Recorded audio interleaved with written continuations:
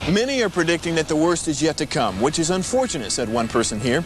Until now, they've enjoyed the reputation of being the nation's icebox. Watched a burglar in his home this morning by webcam. As a journalist of over 25 years, stories are what make my world turn. Reporting live from the Dallas newsroom tonight, Jeff Crilley, Fox 4 News. But in 2008, I took the jump from my familiar life and started a PR firm from my home. We're talking about anyone with a camcorder like the one I'm using becomes a television network. We started slowly growing the company, and we now have over 100 clients, and we've branched into the world of live digital broadcasting. I now own 8 different TV studios and have a huge team, and the stories that I now get to share are sometimes the most important of my life. Life has a funny way of coming around full circle. This is the Jeff Crilley Show. Welcome to my show. Well, the whole country's on lockdown, and for happy marriages, that's fine. But what happens if you're in an abusive relationship? And unfortunately, that's all too common. To talk about that with us, Shannon McGraw. She is the founder of Hopeful Hearts Ministry. Shannon, thanks for being on the show. Thanks for having me today, Jeff, from my wonderful bedroom. Well, you and I met, I think it was a God thing, because we were in this networking event all on Zoom, and then we got thrown into a breakout room, and I was waiting for others to join us, and it was just you and me. And I think that was really God saying, Jeff, you need to listen to Shannon's story. So please share with our audience your story.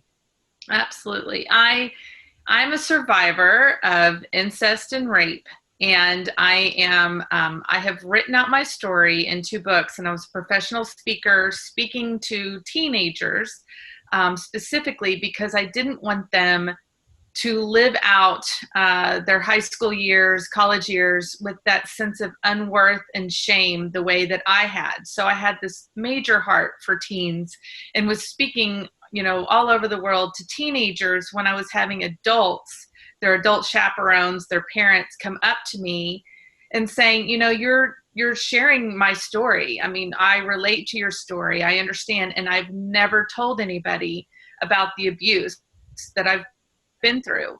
And it really resonated with me. I didn't start speaking about the effects and the aftermath of the abuses I went through until I was in my early 30s. So it truly hit home how many of us have never truly worked through that journey of healing of childhood abuse, any type of abuse, mental, physical, sexual, emotional abuse. And so I started and founded Hopeful Hearts Ministry in 2012. It's a place where we give a voice to survivors of abuse. We offer one-on-one peer support. We do empowerment programs. We have a huge following on Facebook where we do quite a bit of this online, and I do different programs online. But the biggest thing is just trying to walk with you on your healing journey. And so that's just in a nutshell where I am and who I am. It's beautiful. Well, I found a video on your website, and we'd like to roll that right now. Thanks. Abuse affects people, and it affects their souls, and it corrodes them from within. It is like a poison. Everybody has that right to speak it out and to be healed and to continue to grow and be empowered and encouraged, and not only to change their lives, but to change those around them. Forgiveness is saying, I'm not going to hold on to this anger and to this rage and onto this poison that I have ingested because of what they've done to me. We're on that cusp of changing this understanding of what healing is and being able to change so many people's lives. When we have partners like you to walk with us, we can expand our horizons. We can expand across the world and change not just the one person that calls on the 1 hour or that 1 minute. You change that one person and you change their whole life. Wow, Shannon, just amazing work that you're doing. Tell us about how the pandemic has caused you to go virtual. Pretty much everything you're doing right now is online. Absolutely. I think this is a God thing. You kind of mentioned that in the beginning of just even you and I being able to talk and me being able to share my story with you. starting around September of 2019, we started getting a stronger online following because of these videos like we just watched. We have many different videos that we recorded. I have other survivors speaking and talking about, how Hopeful Hearts helped with their healing journey, not just to survive, but thrive. And we're over 10,000. And so we were already going towards that online push of being able to be there for them and help them, and to let them know that they're not alone and that they have somebody to talk to. So now that we are all, as a world, in this place where, we're all on lockdown, as you mentioned in the intro, this is even more rough for those that are going through situations right now. And many of us who have been abused in our past tend to get on these paths of getting in relationships that also kind of perpetuate that abuse. And that could be a whole other topic for another day, to go into the physiological, psychological aspect of why we do that.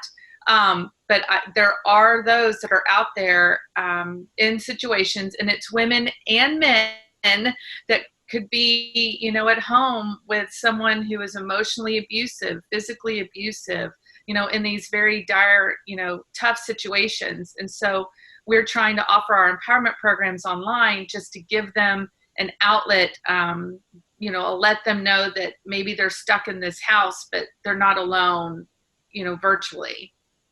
So powerful. Tell us about the special Facebook group that you put together. Are you talking about the lockdown ladies? Yes. So interesting enough, and even in regards to just this topic of being locked in with someone maybe that is a difficult situation, I began to speak with a woman who I met on LinkedIn, who's also a transformation coach. I'm a life coach, transformation coach, and she's in the UK, and she's in that type of situation. And so we had this very long conversation with 3 other friends of mine who I've been on a speaking tour with, and they're all going through different aspects, or we have all lived through different aspects, living in a home with an abuser. And so we all decided, we need to have a Facebook page that is private. I mean, we'll let most women in, but to be able to be real. So it's called Lockdown Ladies Get Real. And we have, Facebook Lives where we ourselves discuss, this is the situation I'm in, or this is the struggle I'm having.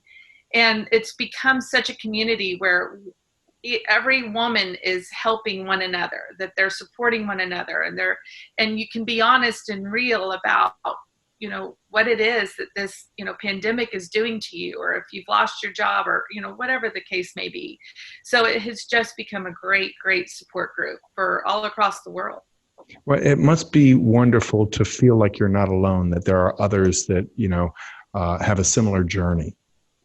Right. I mean, we can't take them out of the situation. And even if we weren't in lockdown, we can't force somebody, right, out of a situation. But when you do have that camaraderie, when you aren't alone, and you feel like you have this power behind you of other women that have either lived through it or going through it, and you have that support, it builds up your worth.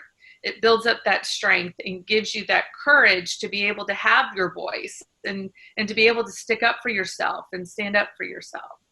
Wow. Well, you have been an amazing guest. I'm afraid we're out of time, but the website is hopefulheartsministry.org, and that's how you can get connected. You can book Shannon to speak when they allow us to congregate again, and you can get her book. And thanks again, Shannon. You're awesome. Thank you, Jeff, for the opportunity. I hope you have a great day. You bet. That's it for now. We'll see you next time.